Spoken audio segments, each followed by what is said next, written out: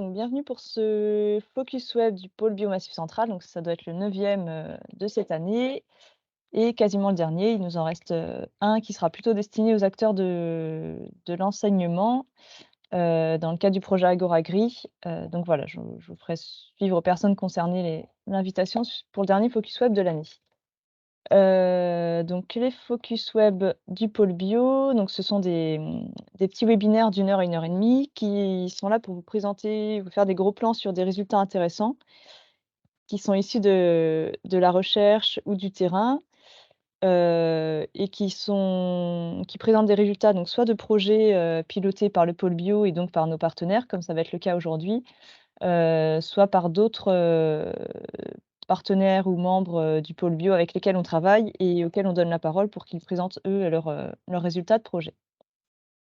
Donc c'est des temps, pour donner la parole aux intervenants, mais aussi aux personnes invitées qui viennent, participer, pour approfondir certains sujets plutôt d'ordre technique, pour échanger et qui sont réfléchis pour s'adapter à vos besoins. Donc le programme a été construit, avec nos partenaires. Donc c'est organisé par le pôle dans le cadre de son programme Opération Bio Massif Central Horizon 2030, qui vise à accompagner les acteurs de la baie pour plus de bio local et durable sur le Massif Central. Donc le Massif Central, comme vous le savez, c'est, un massif composé de 4 régions et donc de 22 départements qui sont compris en entier ou partiellement, dans ce massif. Donc aujourd'hui, c'est Jean-Pierre Monnier qui va intervenir de la Chambre d'agriculture de la Loire. Il va vous présenter, une partie des résultats du projet Bioréférence. Donc c'est un projet qui concerne 5 filières de ruminants: bovin lait, bovin viande, ovin viande et caprin. Donc là, il y a une mouture de ce projet qui se termine, donc qui s'est déroulée de 2015 à 2022, qui était financée dans le cadre de la convention de Massif Central. Et donc il y a un nouveau projet qui prend la suite pour la période 2022 et on l'espère jusqu'à, 2028. Donc voilà, je vais laisser la parole à Jean-Pierre et le partage d'écran également et donc il va vous parler lui des résultats qu'on a pu, collecter et observer pour la filière bovin-lait. Donc je Oui, me présente, Jean-Pierre Monnier, donc je travaille à la chambre d'agriculture de la Loire. Parmi mes activités, donc je suis au service élevage, je m'occupe de la bio, depuis 2009. Je fais toutes les études de conversion et tout le suivi des fermes réseau. Entre autres, la bio, je m'occupe également des fermes de réseau conventionnelles, bovin lait, uniquement bovin lait. Donc en tout, je suis une douzaine de fermes réseau Inosis bovin lait sur le département de la Loire.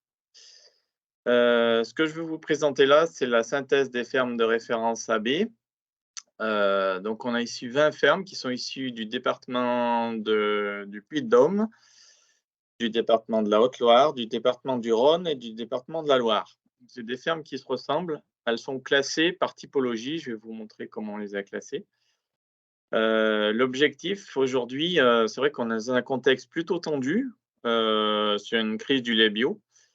C'est vrai qu'il y a eu des meilleurs jours pour la bio qu'aujourd'hui et l'objectif aussi de cette synthèse, c'est vous montrer un petit peu ceux qui s'en sortent le plus, et voir un peu les pistes qu'on peut avoir et en termes de réflexion, ce qu'on peut faire sur nos fermes bio, pour passer cette crise. Voilà, donc pour commencer, diapo suivante. Donc elles sont classées par 3 typologies toutes simples. Nous avons les systèmes de séchage qui sont les foins ventilés qui sont sur à gauche. Nous avons les ensilages d'herbe au milieu, nous avons les ensilages de maïs sur la droite. Dans toutes mes présentations, les fermes seront présentées de cette façon-là. On les a orientées comme ça.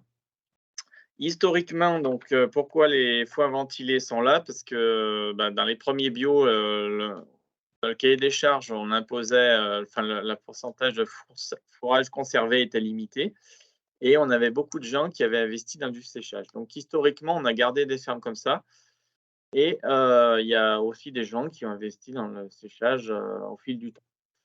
Les ensilages d'herbe du milieu, donc c'est un peu une espèce en voie de disparition parce qu'au début, j'avais trois lots complètement identiques en termes de nombre et aujourd'hui, l'ensilage d'herbe tend à se restreindre et j'ai plutôt l'ensilage d'herbe maïs qui prend le dessus sur l'ensilage d'herbe. tout bêtement, ça veut dire que j'ai de plus en plus de bio qui se sont remis à faire du maïs. Voilà, en termes de typologie, donc vous avez un histogramme qui vous dit à peu près la SAU des fermes et la répartition des surfaces. Donc vous avez l'écran du haut, donc surface non fourragère, ce sont les céréales. Les surfaces en maïs sont le deuxième petit onglet en vert plus clair et vous avez les surfaces en herbe. Donc, vous voyez quand même qu'on a des fermes avec beaucoup d'hectares, avec des fermes très différentes. On va de 60 à 140 hectares en fonction du nombre du HMO. Et un petit point rouge qui est un triangle qui se lie par l'histogramme de droite qui vous montre le chargement des fermes. On peut déjà observer, si on peut observer la typologie, c'est vrai qu'on se prend beaucoup de sécheresse dans notre grand massif central. Tous les départements que j'ai évoqués ont ramassé des grosses sécheresses au fil du temps. Ce qu'on peut évoquer, c'est que par rapport à une présentation que j'aurais pu faire en 2015-2014, on a déjà perdu, j'estime, entre 0,1 et 0,15 de chargement en moyenne. Donc déjà, vous voyez, sur les fermes, aujourd'hui, il y a très peu de fermes qui sont à plus d'un UGB par hectare de SFP. On en a un. Donc on a des zones très différentes. On a des monts lyonnais assez intensifs jusqu'au COS, un petit peu où on a beaucoup de prairies naturelles. Donc voilà ce qui explique aussi les différences de chargement. Vous n'hésitez pas à poser vos questions si vous avez des choses.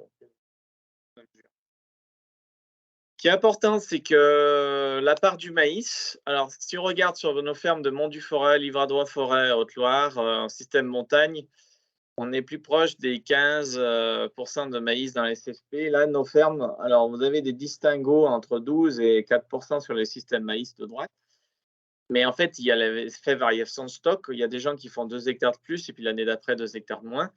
En moyenne, nos fermes, on a à peu près entre 5 et 7 de maïs dans la surface. Ce chiffre est très, très important. C'est qu'on fait moitié moins de maïs que nos fermes conventionnelles qui sont voisines à celles-ci. Et même dans les monts du Lyonnais, j'ai des fermes conventionnelles qui sont à plus de 20-25 de maïs. Donc le maïs, ceux qui en font, ils le font de façon limitée et limitante pour plusieurs raisons. La première, c'est la surface labourable, la surface à potentiel maïs, et à potentiel, on va dire, désherbage mécanique, la disponibilité de la main-d'œuvre pour faire ce désherbage à la bonne époque, puisque c'est à l'époque où on récolte de l'herbe. Donc, quand il y a un chauffeur sur les fermes, ça pose problème. Et la plus importante, c'est qu'on fait la complémentation à tourteau avec des tourteaux de soja qui est à 1 300 € la tonne. Voilà, c'est des systèmes qui fonctionnent. Ils sont en vitesse de croisière, je tiens à le dire. J'aurais dû commencer par ça. Donc, c'est quand même important d'avoir ça en image. Et on voit quand même sur la partie de gauche, sur les systèmes séchage, il y a des gens qui se sont remis à faire du maïs.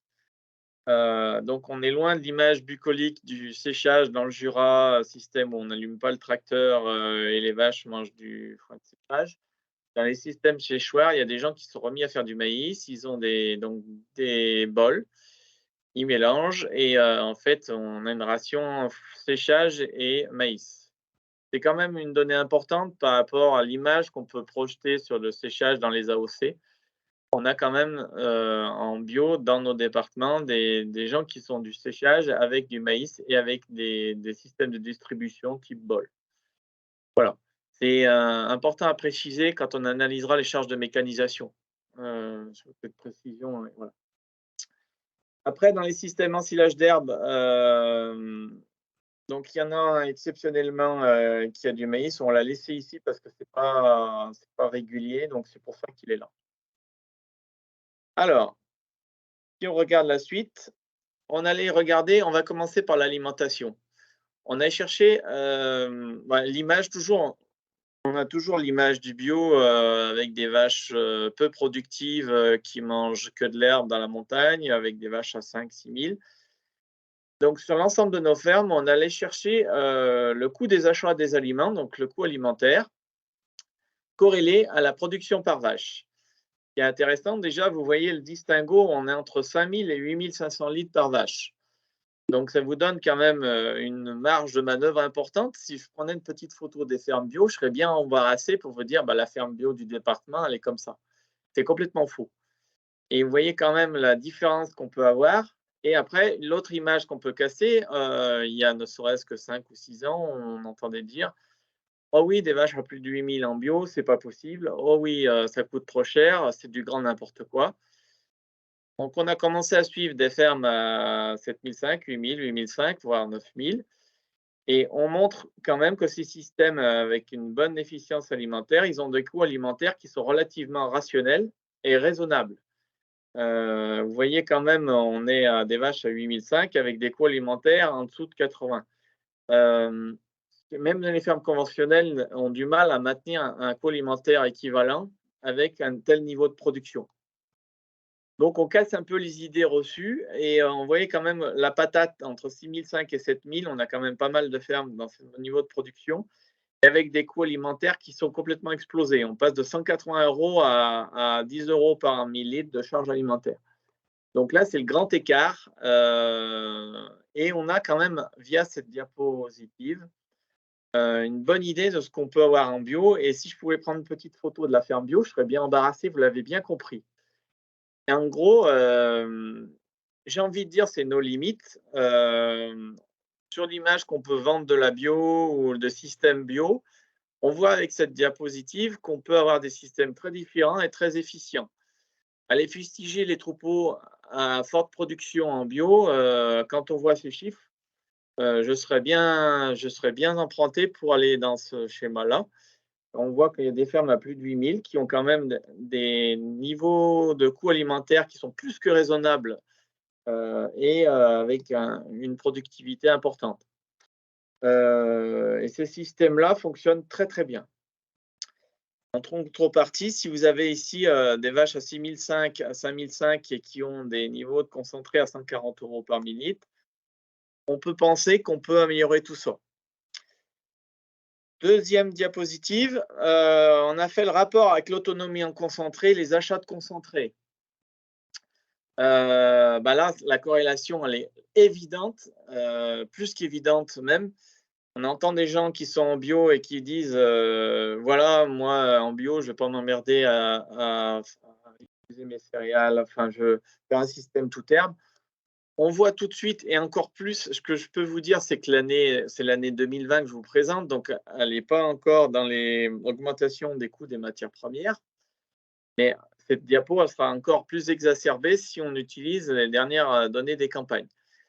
En gros, pour résumer cette diapo, je dirais, le mec qui a un système tout herbe, qui n'a pas possibilité de labourer et qui ne veut pas, ou qui ne veut pas labourer, on voit quand même que la possibilité faire des céréales, c'est pratiquement indispensable en système bio, et encore plus avec l'augmentation du prix des céréales. Sans parler du prix de la paille, je vous parle uniquement du coût alimentaire, qui est quand même éloquent. On voit quand même sur cette diapositive que les systèmes qui sont vraiment en zéro production d'autonomie en concentré sont à des coûts alimentaires qui sont déraisonnables. Quand vous avez des coûts alimentaires qui sont à 160, 180 € par millilitre, or, je n'ai pas besoin de vous dire qu'avec la crise du lait bio et les prix du bio qui stagnent, voire qui baissent chez des collecteurs, la marge de manœuvre, elle n'est pas large, et le bénéfice, il est stupéfiant bas, on va dire en fourchette basse. Et on comprend que ces gens-là se posent la question de repasser en conventionnel. En gros, quelqu'un qui ne maîtrise pas ses charges alimentaires en bio, c'est vrai que ça devient vite très, très compliqué par les temps qui courent. Donc l'importance, pour résumer cette diapo, l'importance de pouvoir récolter des céréales, faire des céréales et avoir du labourable. Si on continue sur notre coût alimentaire, donc je vous ai montré un peu les différences donc par système. Qu'est-ce qu'on peut dire de cette diapositive? Donc sur la partie droite, vous avez les ensilages d'herbes maïs. On voit quand même que c'est les systèmes qui sortent le plus le nez de. Et ce que je vous dis là, c'est extrapolable sur plusieurs campagnes. Ça fait plusieurs campagnes que j'observe ça. On voit quand même que les ensilages d'herbes maïs, c'est les systèmes qui ont les coûts alimentaires dans les plus bas. Ça, c'est vachement important de le dire. Et on voit quand même que les systèmes ensilage d'herbes qui font des céréales aussi, et on voit quand même qu'ils ont des coûts alimentaires relativement hauts. La partie jaune, c'est la partie concentrée, vous avez vu, c'est vraiment le grand écart. Vous avez des gens qui sont à peine à 28, voire 0 de concentré en autonomie totale, et vous avez des gens qui sont à 123 € d'achat de concentré. Donc ça, c'est quand même, si vous voulez dire, ben, qu'est-ce que c'est la ferme bio? Est-ce que la ferme bio gagne de l'argent? Vous avez une partie de la réponse là-dedans. Vous avez un écart type qui est fabuleux entre, surtout sur les consommations d'aliments avec ce qu'on observe. Et vous avez un deuxième enseignement sur cette diapositive. En vert, ce sont tous ceux qui achètent du fourrage, que ce soit sous forme de foin, de maïs épi ou de luzerne. Donc on observe quand même qu'il y a énormément de fermes bio qui ont acheté des fourrages. Donc on est loin de vendre le système d'autonomie fourrage en bio et avec des systèmes qui tournent en autonomie totale. Les gens achètent souvent, c'est du vrai bon, ils achètent souvent ce qu'ils n'arrivent pas à faire chez eux, type de la luzerne ou du maïs épi. Je vous ai dit qu'on était limité en surface maïs avec peu d'hectares possibles. On peut avoir aussi combiné des gens qui font 1 ou 2 hectares de maïs en silage qui distribuent en ration hivernale et qui utilisent le maïs épi en saison de pâturage. Voilà. Mais ce qu'il faut dire, là, vous avez la barre des 100 € par millilitre de coût alimentaire acheté. Si vous tirez un trait, vous avez un paquet de fermes qui sont dessous. Ça, c'est un enseignement vraiment à tirer. Si on regarde on fait exactement la même chose sur les fermes conventionnelles. Et globalement, avec le prix des aliments, avec 1 100 € la tonne, on a des aliments qui coûtent 2 fois plus cher, sur du tourteau de soja par exemple. Arriver à avoir des niveaux de production et avoir des niveaux de coût alimentaire aussi bas, vous avez à 80 €, il y en a un paquet qui sont en dessous, c'est quand même bien. C'est quand même très intéressant. Voilà ce qu'on pouvait dire. Je vais avancer un petit peu sur cette diapo. Donc l'approvisionnement de surface, donc c'est tout ce qui est semences, c'est tout ce qui est engrais, donc particulièrement le carbonate. J'ai aucune ferme qui achète des engrais autres que du carbonate. J'ai 2 fermes qui achètent des fumiers de volaille. Voilà ce qui La grosse différence qu'on observe, c'est sur le poste semence. On a un poste semence relativement élevé parce que ceux qui font du maïs, on est pratiquement à 300 €, 280 hectares de charge de semences de maïs. Et vous avez aussi sur du séchage où on privilégie les multi-espèces, on privilégie la protéine. Et globalement, on a des coûts sur les semences qui sont relativement élevés. Mais ce n'est certainement pas. Moi, je m'inquiète pour les gens qui ont des coûts de semences très bas. Ça veut dire qu'ils ne renouvellent pas leurs prairies, ça veut dire qu'ils ont des prairies qui se dégradent vis-à-vis des sécheresses. Et ça veut dire qu'une des adaptations au réchauffement climatique, c'est ne pas mettre tous ses œufs dans le même panier, c'est-à-dire avoir plusieurs cultures le plus possible. Et ça veut dire avoir un poste semence relativement correct. Aujourd'hui, quelqu'un qui a un poste de semence à 5 ou 6 € par millilitre, on voit dans le système herbe, il y en a. On peut imaginer derrière, si vous sortez un rendement prairie naturelle à 2 tonnes de matière sèche par an, et ben, on a des soucis de dégradation, de qualité des fourrages et souvent une extensification qui n'est pas bénéfique au point de vue autonomie alimentaire. Donc on a beaucoup d'hectares et on récolte très peu d'herbe. On tire souvent les oreilles aux gens qui ont un poste semence trop bas. C'est sur le seul poste que je dirais, quand on s'inquiète, quand on a un poste semence trop bas en bio. Il est quand même important de le dire. Avoir un poste semence haut, en bio, alors il y a toujours des limites, il ne faut pas prendre ce que je dis aux extrêmes, mais c'est quand même une sécurité pour avoir une sécurisation fourragère et enfin du système de l'exploitation.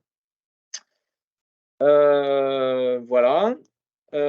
Si on continue dans l'approvisionnement de surface, pas de grands changements sur tout ce qui est bâche, ficelle par rapport aux autres. Les grosses charges qu'on peut avoir sur les autres charges végétales, c'est les frais d'irrigation, qui sont quand même démentiels dans certaines exploitations. On arrive à dépasser les 15 000, 20 000, 25 000 € de charges d'irrigation et on est très inquiet sur la suite à donner par rapport à l'augmentation des charges électriques futures. Qui pourrait quand même être quand même. Enfin, on va aller plus loin si les charges d'irrigation augmentent via l'augmentation du prix d'électricité, il y a le bouclier fiscal. On peut se poser aussi beaucoup de questions là-dessus, dans la suite à donner et comment s'adapter dans les systèmes. Voilà. Donc c'est la partie bleue, tout ce qui est charge végétale, c'est bâches, ficelles et les frais d'irrigation. Le coût du système d'alimentation, donc les aliments achetés, vous voyez qu'on a la partie, vous avez vu qu'il y a énormément de fermes qui sont en dessous des 100 € par millilitre, donc c'est la partie vert clair. Ces 2 crowbars là sont faits pour essayer de se repérer par rapport à un coût alimentaire. La partie rouge, c'est vraiment la partie où on est vraiment en zone rouge, c'est le cas de le dire, et il faut se rapprocher le plus de la partie verte avec les biais que je vous ai dit. Quelqu'un qui est très bas en charge alimentaire ou qui est très bas en charge de la pro de surface, c'est pas forcément bénéfique. Il faut bien toujours mettre en relation, surtout en corrélation, la productivité des vaches, les taux, la santé du troupeau, le produit viande et le coût alimentaire qui en découle. Analyser un coût de production et partir d'un coût alimentaire basique en se disant t'es trop haut, t'es trop bas, pour moi, ça n'a pas de sens si on n'analyse pas la productivité, les performances du troupeau qu'on met en face. Mais toujours pareil, dans tous les cas, la zone rouge est certainement pas à atteindre. Donc, c'est ce que je vous disais, l'alimentation avec des objectifs de cohérence entre le choix de la production par vache, la qualité du lait, j'insiste là-dessus par rapport à la crise du lait bio. Là, on peut se démarquer aujourd'hui. Les laiteries ont bien valorisé la qualité du lait, les taux. Donc, c'est pareil, si on dégrade trop beaucoup de déficit en énergie sur les fermes bio, c'est quand même quelque chose.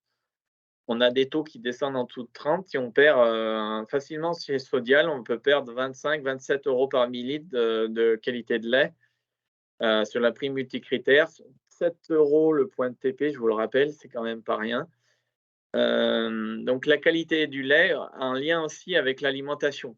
La qualité du lait qu'on va gagner, s'il faut la mettre en achat d'aliments, c'est pas le but. Et ce qu'on remarque, c'est les gens qui font de la qualité, la font surtout avec les fourrages. Les gens qui ont des coûts alimentaires bas, en contrepartie, c'est pas il y a de la technique, mais c'est surtout la qualité des fourrages, que ce soit du maïs, de l'herbe, toute la qualité des fourrages produits sur l'exploitation qui font la différence. Le choix des aliments, alors l'équilibre, ça, c'est un peu fastidieux parce que quand on annonce du retour de soja à 1 300 € la tonne, les gars, ils disent: «Bah, on n'achète plus». Ce qui est complètement, alors je sais qu'à 1 300 € la tonne, ça peut faire, trembler, mais il y a raison de trembler. Mais si c'est pour donner que de la céréale de la ferme, qui vaut au moins, 390 voire plus de 400 € la tonne et mettre les vaches en acidose comme on le voit, il y a des vaches qui sont à plus de 300 grammes de concentré avec des céréales de la ferme, parce que les gens leur mettent pas de valeur. Aujourd'hui, vendre de la céréale bio, il y a quand même un marché et ça a un coût non négligeable pour les éleveurs. Ce que je veux dire, c'est que le choix des aliments, c'est toujours d'avoir un équilibre de la ration, c'est quand même prépondérant et aujourd'hui, on voit les gens qui cherchent à faire des économies via, via les prix du lait bas et globalement, rendre la ration, déséquilibrer la ration, c'est aussi perdre de l'efficience, c'est aussi, pas forcément un choix, économique. La part du maïs qui est raisonnable, ceux qui en mettent, je l'ai expliqué tout à l'heure avec, juste de quoi équilibrer la ration sans aller, chercher des quantités de tourteaux astronomiques et l'élevage des génisses, c'est le moins d'UGB possible. C'est aussi la stratégie des gens qui ont choisi d'avoir des vaches productives à plus de 7 000.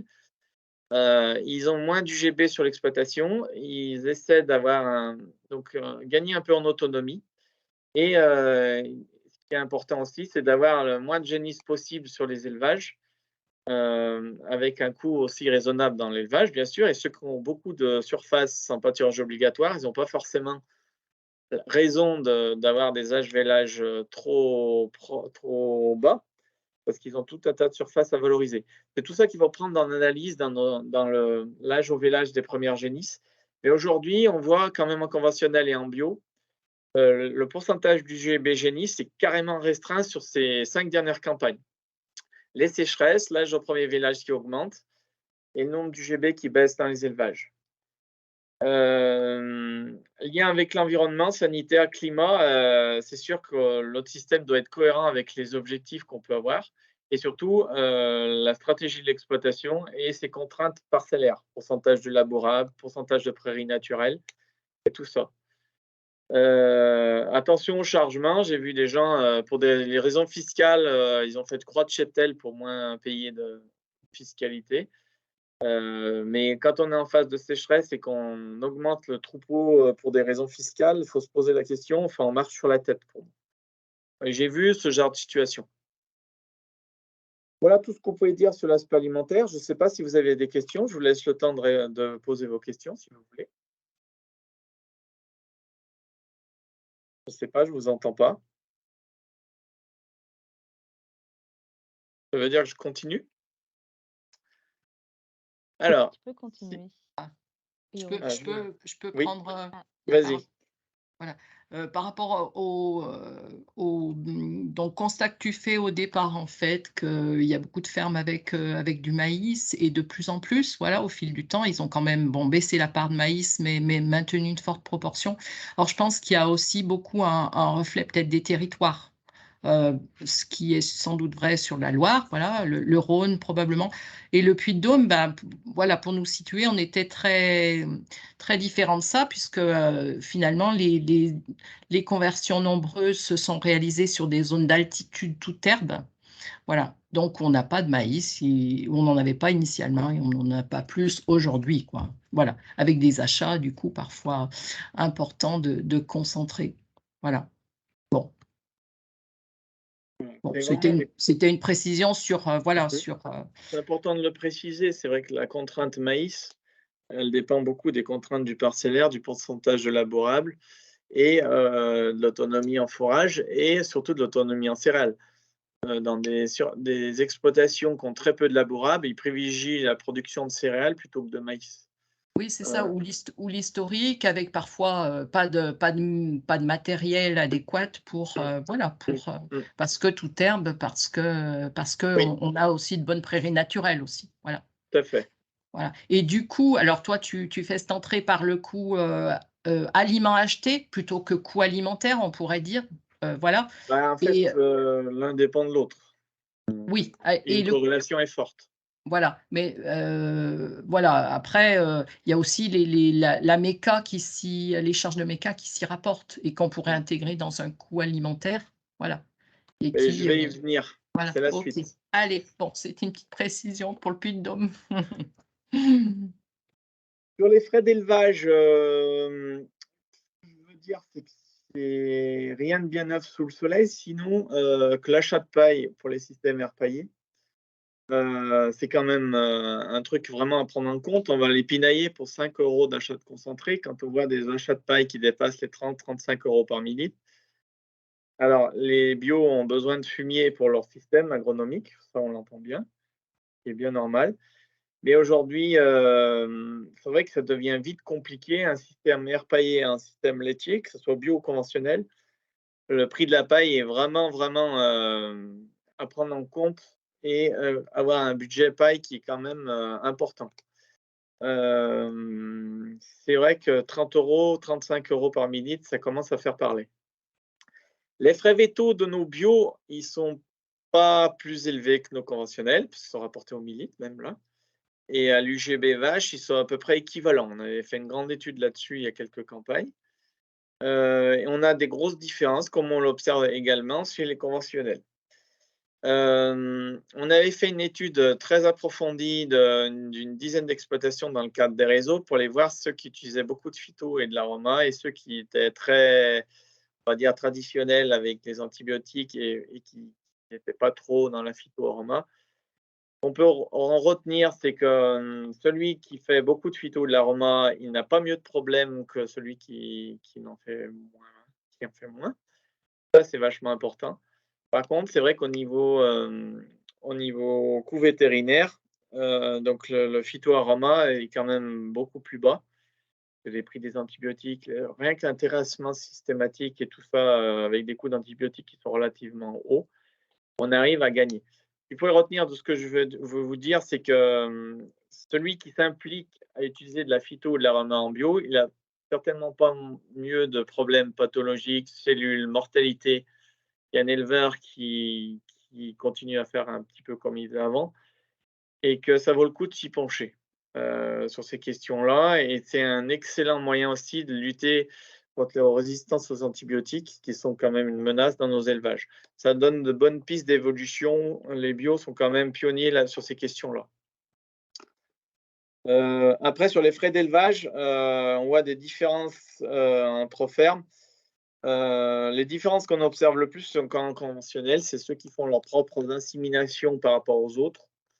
Ils gagnent sur le coût de mise en place des inséminations, mais sur les frais d'élevage, à part les frais dilution par 1000 litres de lait, il y a beaucoup de prestations qui sont payées à l'UGB, notamment le contrôle laitier et tout ça. Donc, en fait, au 1000 litres, tout ce qui est produit d'entretien de machines à traire et tout ça, ce qui rentre en ligne de compte. Mais on n'en observe pas il y en a un qui a 57 exceptionnel, là. Mais sur tout ce qui est contrôle de frais d'élevage, à part les inséminations, c'est pas là qu'on va nous chercher nos bio. Voilà ce qu'il faut retenir de ça. Alors, l'aspect ferraille. Hein, celui-là, il me donne du fil à retordre beaucoup, c'est le cas de le dire. C'est quand même un caillou dans la chaussure dans nos fermes bio. On avait regardé sur les monts du Forêt, notamment, entre un système bio et un système pas bio, les deux fermes voisines.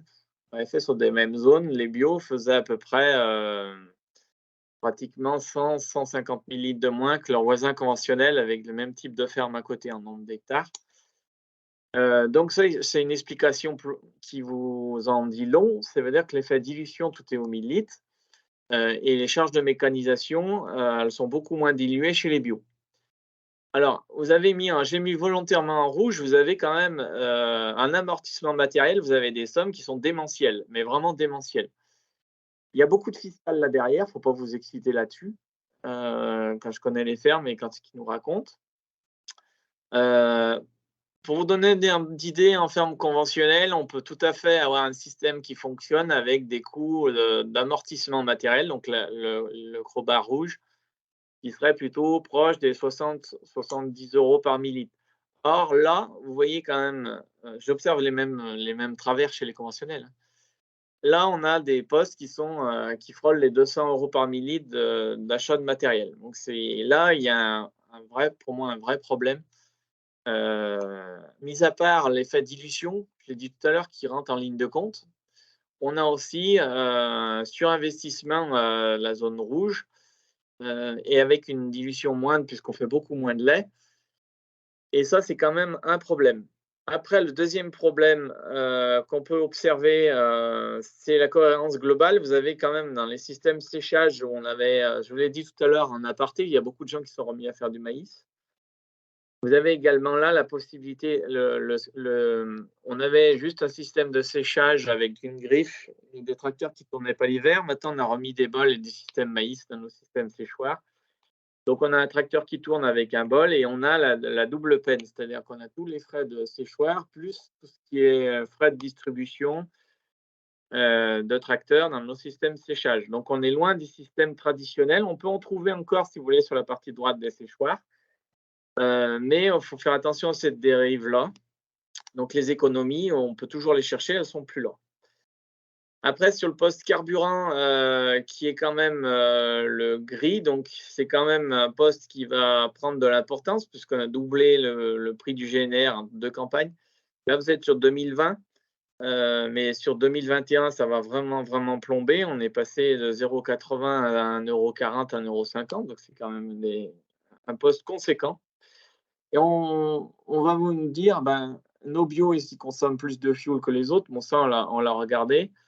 En euros millilitres, on a à peu près les équivalences avec nos conventionnels en consommation de fuel, en litres par litre de lait produit, litre de fuel par litre de lait produit. Et on l'a également. Par contre, si on regarde le prorata par hectare de SAU, nos bio sont à 10 à 20 litres de fuel par mois par hectare. Ça, c'est important de le préciser. Parce qu'on a souvent des critiques, vos bio, vous passez avec la bineuse, vous consommez du carburant, c'est pas bio. Il faut savoir qu'à l'hectare de SAU, nos bio sont en dessous de nos conventionnels. En production au 1000 litres, ils sont équivalents. Voilà un message à dire. Après, là, on se fait beaucoup de soucis par rapport à l'augmentation des charges sur la partie mécanisation, notamment du carburant, mais le poste ferraille, avec des coûts de réparation qui sont très élevés et des coûts d'achat de matériaux et d'amortissement qui sont relativement élevés aussi. Et qui passent pas forcément, les gens achètent. Le tracteur est en panne, et ben, on va le faire. C'est pas des choses qui étaient forcément prévues en début de campagne. Quand on a un prix du lait qui stagne, ça commence à poser quand même des soucis. Voilà. La marge de progrès, autant sur l'aliment, vous avez vu que les gens, ils étaient quand même à des coûts alimentaires très bas.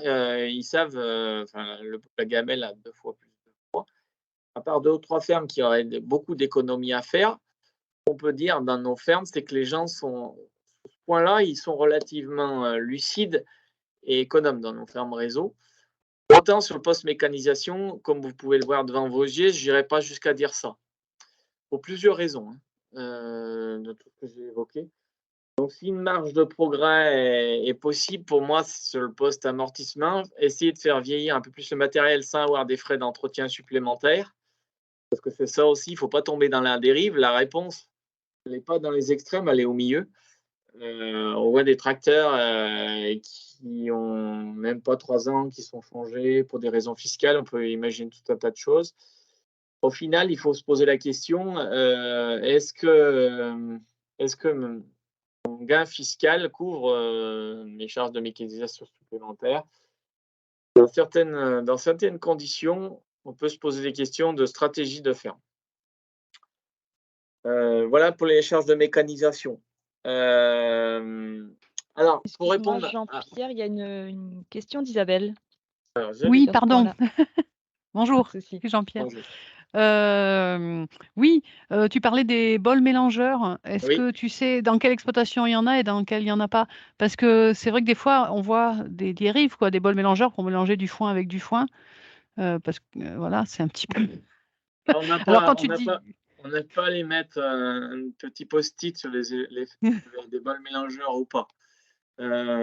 Après, c'est pas parce qu'il y a un bol mélangeur qu'on va mettre l'exploitation en difficulté. C'est surtout si le Non, bol mais mélangeur a un remplacement de tel ou type matériel. Pour moi, c'est pas un facteur qui conduit à la faillite d'avoir un bol non. mélangeur. S'il est bien utilisé dans une ration mélangée, c'est une ration efficiente. Moi, c'est plutôt la cohérence de mon système. C'est ça. J'avais un système de séchage et je suis obligé d'investir dans un bol mélangeur. Ça paraît un petit peu incohérent par Voilà, rapport à l'image du séchoir qu'on pouvait vendre il y a quelques années. voilà. Et on a la double chaîne de mécanisation et de distribution. Aujourd'hui, des bols mélangeurs, on parlait du fuel, c'est des systèmes de distribution qui consomment énormément de fuel, notamment quand on met des bottes d'enrubannage dedans, avec du fuel à 1,50 € pas Oui. 1,40 €, ça peut poser des questions aussi. Mais enfin, faut quand même dire la vérité, système bol mélangeur, système ration mélangée, que ce soit des bols ou des mélangeuses, en théorie, c'est là qu'on peut avoir une efficience alimentaire avec des rations mélangées. Mais globalement, nous, on ne l'observe pas forcément. Des gens qui distribuent à la distributrice l'ensilage, qui mettent le maïs dessus. Les résultats technicaux, ils sont relativement équivalents. Ça. Je note pas de différence fondamentale là-dessus. Voilà, ouais. J'ai un échantillon relativement faible. Bon, ça, c'est des observations qu'on fait quand on fait des coûts de production sur les élevages conventionnels. C'est l'expérience qui fait que moi, je note pas vraiment de différence notable entre le système de distribution d'aliments et l'efficience alimentaire et le coût alimentaire. Après, il faudrait avoir des échantillons beaucoup plus grands Oui. et c'est encore un autre domaine. Les commerciaux sont très forts. Et Oui, on aussi. va dire qu'ils font bien leur métier. Voilà. Et sinon, il y a aussi pourquoi les gens s'équipent, peut-être se suréquipent, c'est par rapport à des aspects travail aussi, pénibilité ou autre. Tu peux, du Voilà, coup, tout à fait. Et il y a voilà. une chose aussi, je vous ai dit que le chargement avait baissé tout à l'heure, vous vous rappelez? Ça, je reprends le fil de mon histoire parce que c'est important. Ça veut dire pas forcément que les gens ont baissé le nombre de vaches, ça veut dire qu'ils sont agrandis. Or, quand vous avez 40 hectares d'ensilage à faire en même temps, c'est pas comme si vous en aviez 25. Donc forcément, on a un groupe de fauche, on a un tracteur qu'on a 20-30 chevaux de plus, qui coûte plus cher. L'effet dilution, on l'observe aussi chez nos conventionnels, des fermes qui grandissent, on peut dire ils vont faire plus de lait. et ils vont diluer leur charge de mécanisation et on l'observe pas forcément dans les faits. Parce qu'une ferme qui grandit, c'est aussi du matériel qui tourne plus souvent, c'est aussi du matériel plus gros et c'est du matériel aussi qui s'use plus vite. Donc, c'est quand même à prendre en compte dans l'analyse. Ces exploitations, elles ont grandi aussi et il y a du matériel qu'il faut qu'ils suivent derrière. Ça aussi, c'est quand même important. Voilà, à part la main-d'œuvre qui est un gros souci d'exploitation. Merci de l'avoir souligné parce qu'on parle toujours des sous, on parle de l'alimentation. Mais j'y viendrai tout à l'heure, il y a énormément de gens là dans le lot qui ont des salariés, soit à temps plein, soit à mi-temps. Donc le coût de la main-d'œuvre, ils le payent, ils savent ce que c'est et globalement, il faut que ça avance. Après, sur le coût du système alimentaire, donc là, vous avez un truc relativement intéressant. Le rouge, donc c'est la partie mécanisation avec amortissement. L'alimentation, c'est le jaune et tout ce qui est foncier, mise à disposition, fermage et tout ce qui est amélioration foncière, donc les clôtures. En fait, ce coût du système d'alimentation, j'aime bien, c'est un outil qui permet de… En fait, on prend toutes les charges qui servent à nourrir les animaux. Les charges de mécanisation, faire la nourriture, la distribuer, à curer le fumier, tout ça. Les charges liées à l'alimentation, surface, et tout ce qui est entretien du foncier, les fermages, les parcs, l'entretien des prairies. Donc, en fait, quand vous savez, si on vous paye un biolait à 420 ou 430, c'est base, vous voyez là sur le graphique, ça se passe de commentaires quand vous payez au printemps, on dit que ça coûte pas cher, mais c'est…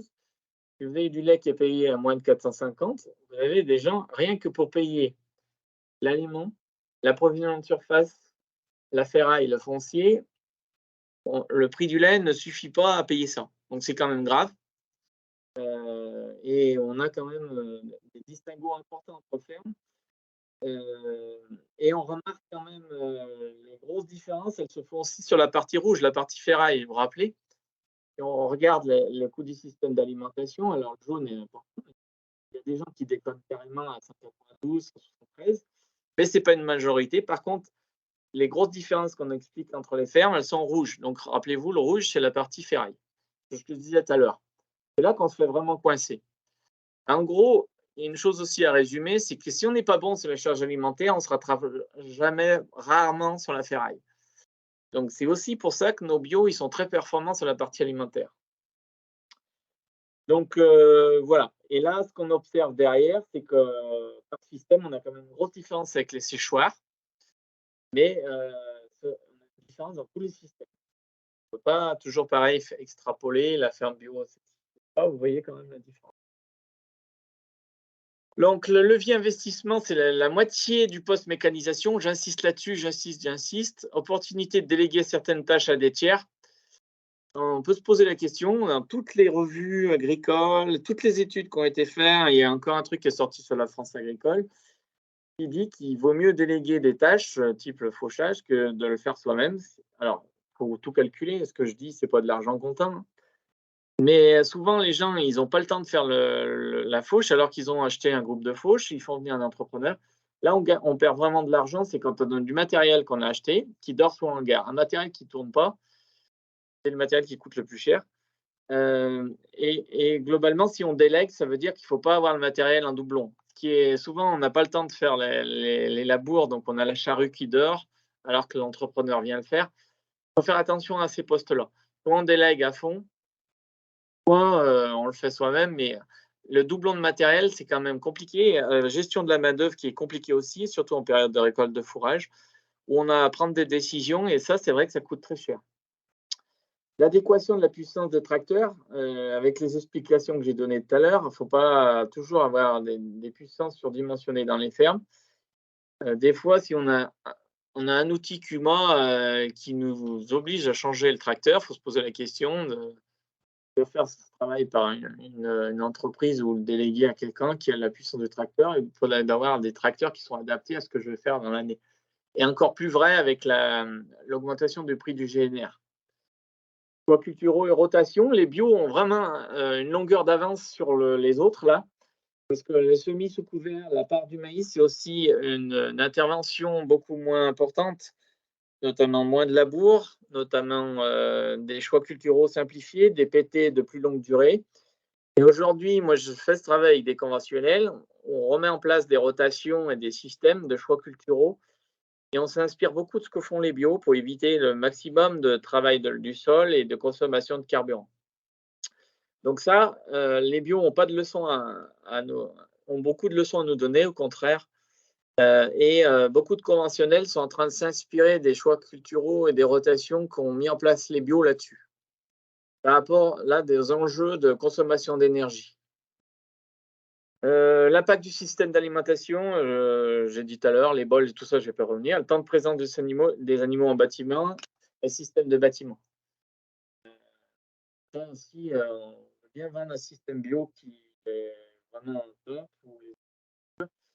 Et globalement, ce qui peut être compliqué aujourd'hui avec des sécheresses très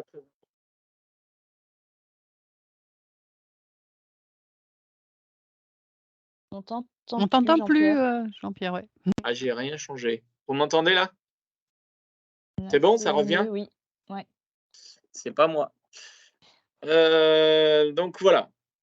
Après, l'entretien et la casse qui peuvent vite être onéreuses, l'achat du matériel subventionné, on dépense à 35 € par millilitre, et la restructuration du parcellaire qui n'est pas si évidente à mettre en place, et une cohérence, et la logique fiscale qui doit être raisonnée. Sur la bâtiment, j'ai envie de dire, j'ai dit beaucoup de choses déjà sur la paille et tout ça, je ne vais pas y revenir. Par contre, on lève relativement inquiet, c'est sur les charges électriques, et notamment sur les ateliers de transformation qui consomment énormément d'énergie et les séchoirs avec des coûts. L'électricité, c'est le jaune. Vous avez une ferme normale, on peut être 7, 8, 9 € par millilitre. Et vous avez des systèmes séchage qui sont à 26 € par millilitre. Et on peut imaginer ce que ça peut donner avec une augmentation de charge électrique. Donc la consommation d'énergie des bâtiments, elle est relativement importante. Et là, on peut se poser la question de mettre des panneaux photovoltaïques pour l'autoconsommation qui prennent tout leur sens avec, je pense qu'aujourd'hui, dans des fermes, y compris conventionnelles, réfléchir à la présence de panneaux photovoltaïques sur les toits, c'est devenu un enjeu majeur. Et en termes de conseils, je pense qu'on peut que les accompagner dans cette voie-là. Aujourd'hui, on sait où on va, on a assez de panneaux sur les toits pour savoir combien ça rapporte. Et on peut trouver des solutions. Mais je pense que ça, c'est un enjeu majeur d'investissement et qui rapporte mieux que de la ferraille pour moi. Voilà, il ne faut pas se faire arnaquer, il ne faut pas travailler avec n'importe quelle boîte, mais il y a des boîtes très sérieuses qui travaillent sur ces questions-là. Travailler plutôt que des artisans locaux qui ont des petites entreprises et qui feront un boulot et qui auront de la pérennité, vous saurez les trouver en cas de problème, plutôt que des grands groupes qui sont parfois très compliqués à gérer après que les panneaux soient installés. Voilà. Donc là aussi, les bâtiments, il y a aussi une grosse adaptation à avoir sur les périodes de réchauffement. On a fermé nos bâtiments, on avait raison, parce que l'hiver, ça faisait froid. Aujourd'hui, le problème, c'est qu'il faut les ouvrir parce que l'été, ça fait chaud. C'est pas forcément possible. Les animaux dans nos bâtiments, c'est quand même un enjeu majeur. Et on a beaucoup de bardages qui sautent, de murs qui sautent, de systèmes en automatique de rideaux ou de systèmes de rideaux. Et je trouve ça, c'est très, très bien. C'est que ces systèmes-là, ces bâtiments qu'on a montés sur des modèles d'hiver qu'on connaissait, ils sont quand même pas trop adaptés à nos périodes d'été aujourd'hui. Et or, on s'aperçoit de plus en plus que les animaux passent le plus de l'été dedans que dehors. Et ce qui est quand même fastidieux, j'aimerais pas à s'adapter avec des fibreaux ou des toits qui sont relativement bas, avec des animaux qui sont très mal à l'intérieur. Ils ne seront pas mieux dehors, je vous rassure, mais c'est très compliqué à gérer ces périodes. Donc, tout ce qui est ventilation de bâtiments, adaptation des bâtiments, c'est un enjeu majeur aussi dans nos systèmes. Et il y a beaucoup d'élevages dans nos fermes de réseau là qui ont vraiment travaillé sur ces questions en isolant des toits, en mettant des systèmes de bardage automatique avec des relevés de température et des voilà. Donc tout ça, c'est quand même des questions à voir. Après, sur les frais généraux, Donc là, les frais généraux, ils sont beaucoup liés à la dilution. C'est-à-dire que les fermes peu productives en lait ont souvent des frais généraux qui sont très élevés, type l'assurance, type les fermages. C'est-à-dire qu'en bio, on ne peut pas trop se permettre de baisser notre productivité parce qu'on se fait rattraper par tout ce qui est charge fixe, et notamment donc, tout ce qui est ferraille, tout ce qui est bâtiment, mais beaucoup les frais généraux. Téléphonie, tout ça, vous allez payer votre forfait téléphone, que votre vache fasse du lait ou pas, c'est pas leur problème. Les assurances, c'est pareil. Donc, il faut faire attention aussi, c'est aussi un truc qu'on prend en compte. Et les frais généraux, c'est toujours 2-3% d'augmentation tous les ans, avec un forfait qui augmente, des assurances qui augmentent. Et globalement, c'est quand même un poste à prendre en compte. Après, sur le produit, vous avez des gens qui sont en frais de transformation, qui ont des ateliers de transformation. Donc, ils ont un produit lait qui est le gris, qui est le bas, qui est beaucoup plus élevé. Vous retrouvez des prix du lait qui sont quand même très variables entre Biolait et Sodial, puisqu'on a entre 40 et 50 euros par millilitre, ce qui est énorme, la différence entre deux campagnes. Mais des gens, vous voyez qu'on a des gens qui font du lait en bio à Sodial, qui font à 510, 500. Voilà. Et là, ces temps-ci, j'ai entendu passer dans mes oreilles 2-3 pays de lait qui sont relativement intéressants. Il ne faut pas trop noircir le tableau sur la bio.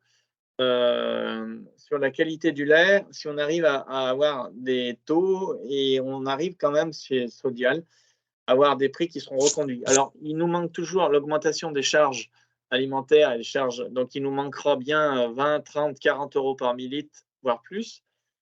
Mais globalement, c'est quand même un distinguo. Il y a une forte augmentation du lait conventionnel, mais en bio, les prix stagnent.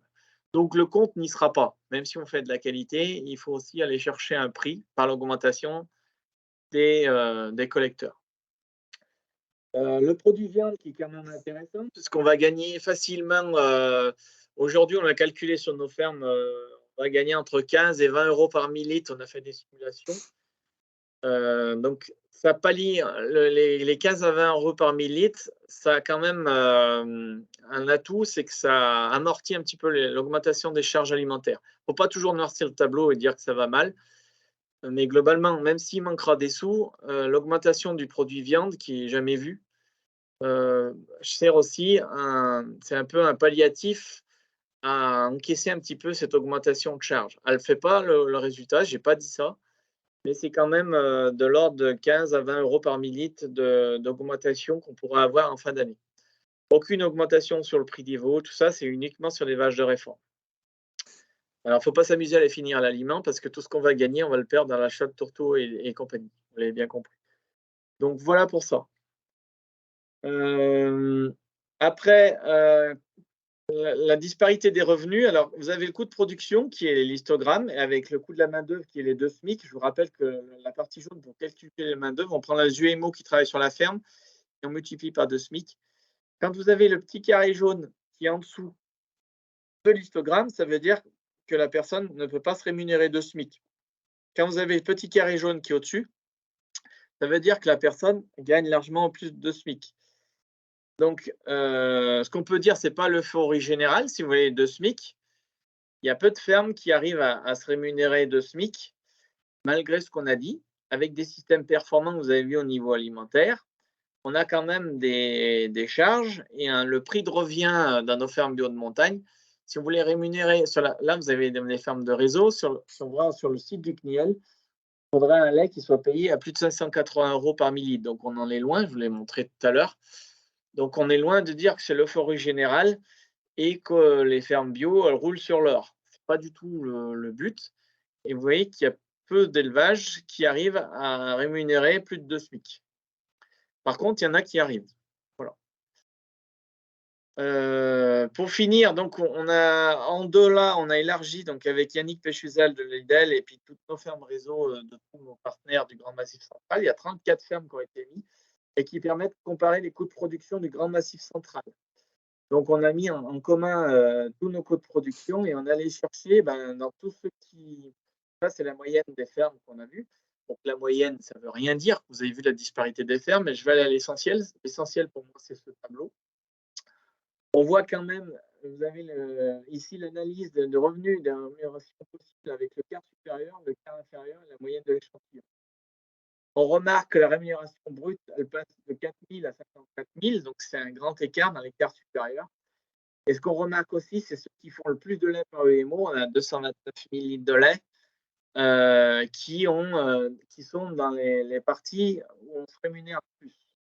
Pour toutes les raisons qu'on a invoquées tout à l'heure, c'est pas parce qu'on est en bio que le prix du lait baisse. C'est vrai que si on baisse toute notre production, on se fait rattraper par nos charges de structure. C'est un calcul à court terme, mais à long terme, ça peut avoir des grosses. On peut dénaturer, enfin, le troupeau peut se dégrader, les résultats de repro aussi, et tout ça. On remarque que le prix du lait, il y a très peu de différence entre les moyennes supérieures et les quarts inférieurs. Le coproduit viande, on voit quand même ceux qui font le plus de lait quand un coproduit viande un peu plus élevé.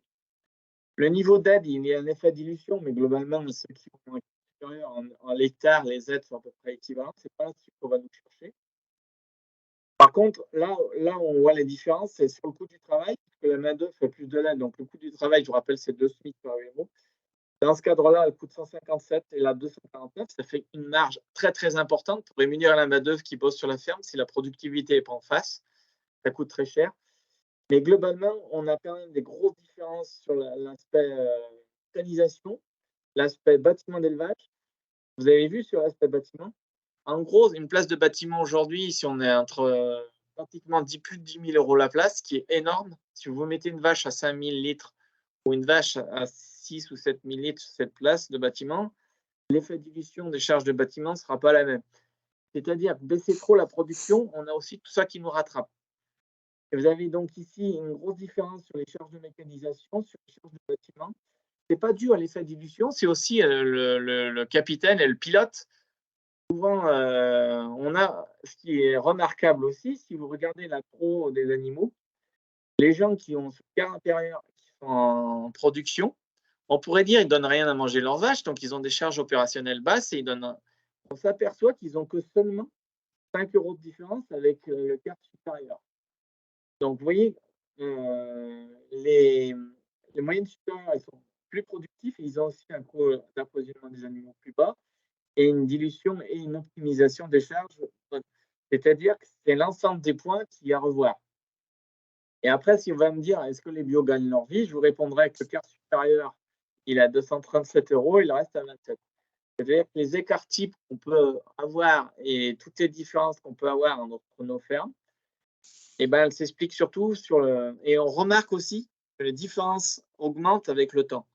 C'est qu'une ferme qui est dans des résultats non maîtrisés a beaucoup plus d'écart, de plus en plus d'écart avec le quart supérieur. Et que l'écart type qu'on observe entre les fermes en termes de rémunération et revenus disponibles a la tendance à augmenter avec le temps. Voilà. Donc, en fait, ce diapo fait un petit peu une synthèse de tout ce que je peux vous dire à l'avant. Et globalement, voilà, elle se passe de commentaires. Les chiffres parlent d'eux-mêmes. Et c'est vrai que c'est assez compliqué quand on est dans le quart inférieur. Souvent, il y a beaucoup de choses qui ne sont pas maîtrisées et pas forcément sur un point. Voilà. Voilà, j'ai fini. Je ne sais pas si vous avez des questions, c'est le moment. Je vous écoute. Je vous laisse la parole, j'ai beaucoup parlé. Des questions ou des réactions ou des compléments, notamment par les collègues qui suivent le réseau Bioréférence sur le terrain aussi? Ouais, je veux bien revenir à ta diapo précédente, du coup, Jean-Pierre. Voilà. Celle-là.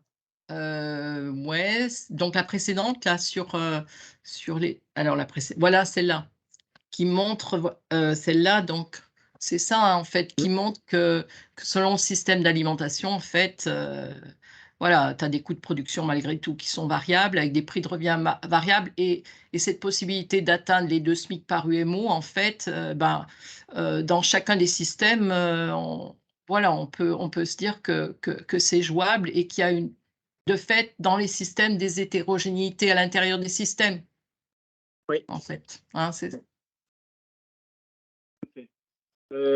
Juste petite précision que la disparité des revenus, toutes les ce diapositive et tout ce qui est rémunération est fait hors crédit d'impôt éleveur. Donc, ça peut avoir un biais sur s'il y a 2 UMO dans une ferme, alors pas sur l'année 2020, mais pour les années futures, enfin sur l'année, c'est à peu près 3 500 € par UMO, donc ça peut faire un biais de 7 000 €. Ça, c'est quand même à préciser que tous les résultats que je vous ai précisés sont hors crédit d'impôt. Est-ce que vous avez discuté des laiteries, des variabilités qu'il y avait du prix du lait en fonction des groupements? Déjà en 2020, ça commençait Oui, à se pointer. Donc, vous en avez discuté, oui, c'est vachement important. Ouais, c'est une très bonne remarque, Régine. Avec ce prix du lait, on ne sait pas sur quel pied danser. J'ai énormément de questionnements d'éleveurs, moi, qui m'appellent, savoir qu'est-ce qui va devenir, qu'est-ce qui va se passer.